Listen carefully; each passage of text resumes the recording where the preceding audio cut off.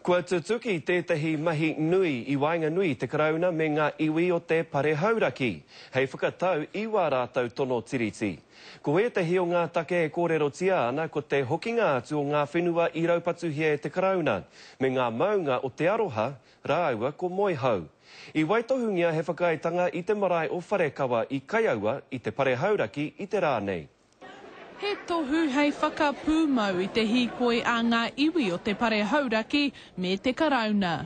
A hoka ngā piki ka heke I Wainga Nui wa tātou iwi me hikingia e rā ki te tahu.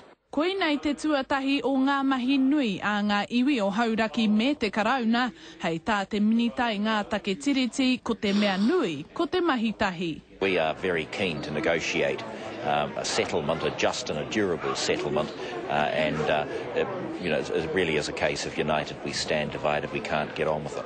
He maha ngā kai kei roto I te whakaetanga hei timo ake mā ngā iwi, ko ngā ngahere me ngā whenua I raupatu hia e te karauna, me tēnei poraka whenua I whakanohongia e te iwi kāinga I ngā tau e toru ki muri nei. Ko rongo tātou I ngā kōrero o Dr. Finlayson ki a tātou katoa. Tino, kaupapa tērā ki haere tātou katoa pakamua I runga I te kaupapa. Tāpiri atu ki tērā, he wāhanga e āhei ai ngā iwi ki te kōrero tahi me te karauna, mō tō rātau mana whenua ki ngā maunga a moihau rāua ko te aroha.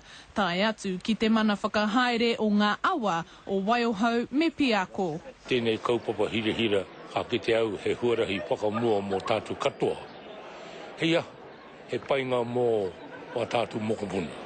Kua tutuki tētahi o ngā mahi nui I roto I te tū Waoma roa. Mikey Sherman, Te Karere.